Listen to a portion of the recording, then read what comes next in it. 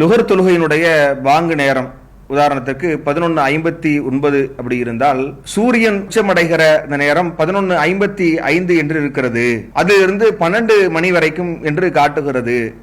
அப்படி இருக்கிற நேரத்தில் 59க்கே பாங்கு சொல்ல நேரிடுகிற போது உடனே அந்த சூரியன் உச்சத்தில் இருக்கிற தொழுகை தடை செய்யப்பட்ட நேரத்திலேயே வீட்டில் இருக்கிற பெண்கள் தொழ நேரிடுகிறது என்கிற கேள்வி எழுப்பியிருக்கிறார். பொதுவாக சகோதரர் சொன்ன மாதிரி 3 நேரங்கள்ல அல்லாஹ்வுடைய தூதர் தொழுவதற்கு தடை செய்திருக்கிறார்கள். இது சஹீஹ் முஸ்லிம்ல இடம்பெறுகிற 1373வது இலக்கத்துல நீங்க பார்க்கலாம்.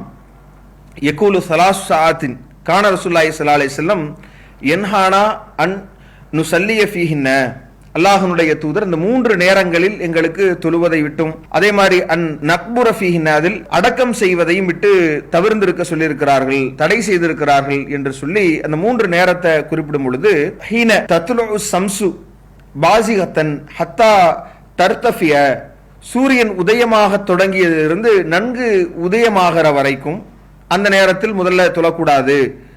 இரண்டாவது வஹீன யகூமு காயிமு லஹீரத்தி ஹத்தா தமிழ ஷம்சு, நண்பகல் தொடங்கியதிலிருந்து சூரியன் அந்த உச்சி சாய்கிற வரைக்கும் தொழக்கூடாது.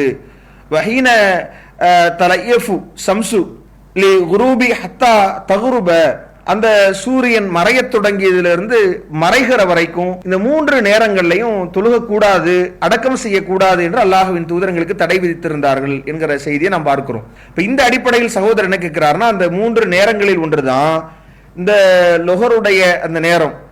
லொஹருடைய நேரம் உதாரணத்திற்கு அவர் சொல்லி கேட்கிற போது இப்போ 11:59 லொஹருடைய வக்து என்று வைத்திருக்கிறார்கள். இப்ப சூரியன் உச்சியில் இருக்கிற நேரத்தை பார்க்கிற போது 11:55 12 வரைக்கும் அந்த 5 நிமிடங்கள் என்று போட்டிருக்கிறார்கள். அப்ப 59க்கே நீங்க பாங்கு சொன்னீங்கன்னா உடனே தொழக்கூடிய பெண்கள் தடை செய்யப்பட்ட நேரத்தில் தொழுகிற மாதிரியான சூழல் ஏற்படுகிறது என்பதை கேட்கிறாங்க.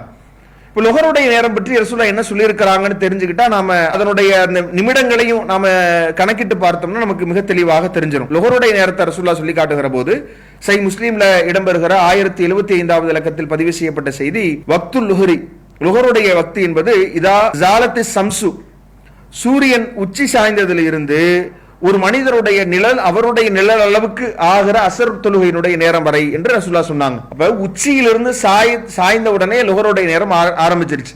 அப்ப நமக்கு தடை செய்யப்பட்ட நேரம் என்பது சூரியன் உச்சியில் இருக்கிற அந்த நேரம் தான் நமக்கு தடை செய்யப்பட்ட நேரம். இதிலிருந்து சாய்ந்த உடனேயே லுஹருடைய நேரம், அதாவது தடை செய்யப்பட்ட நேரத்தை தொடர்ந்தே லுஹருடைய நேரம் தொடங்குகிறது. அப்ப இது எவ்வளவு நேரம் ஆகிறது என்பதை நாம பார்க்கிற போது சூரியன் உச்சியில் இருக்கிற அந்த நேரம் என்பது 2 to 3 நிமிடங்கள் தான் அந்த நிகழ்வு நடக்கிறது.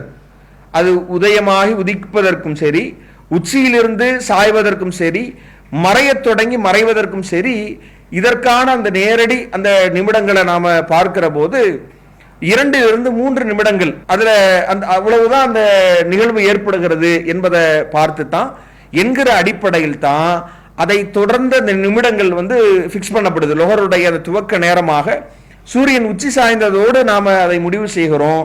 அப்ப அந்த சில நிமிடங்கள் நாம விட்டுட்டு அதற்கு பிறகு அந்த லொஹருடைய பாங்கு சொல்லுவது என்பது மார்க் அடிப்படையில் அது தடை கிடையாது.